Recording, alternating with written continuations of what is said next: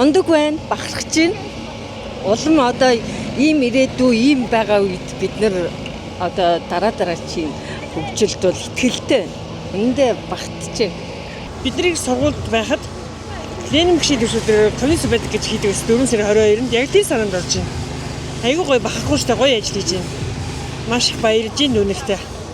Бидний гоё Улаанбаатарт нүүр царайж олон жуулчд нааш чашаа явж байна те.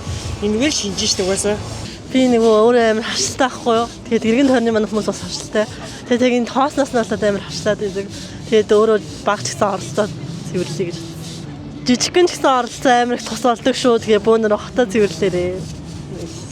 Өөрөө ингээд жуулчдаа орчуулах хийгээд явж байгаа юм байна те. Тийм өнөөдөр сайхан сквадрын талбайгаа танилцуулаад Монголынхаа уламжлалт төгс соёлыг танилцуулаад явж байна. Тий.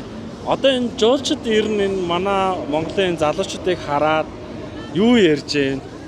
Аха. Ерхийдөө бол Японд бол мэдээч иймэрхүү одоо сурагчдыг хамруулсан үйл ажиллагаа бол ерхийдөө явагддаг. Багаас нь ер нь л сургууль цэцэрлэгт байх үеэс нь бол одоо хотоо сургуулаа цэвэрхэн байх тал дээр бол явагддаг учраас яг тэр өнцгөөсөө бас харж байна. Хүүхдүүд одоо юу амарж байгаа учраас энэ үеэрээ яг төв талбайгаа цэвэрлээд байж гэнэ үү гэдээ бас асууж байна.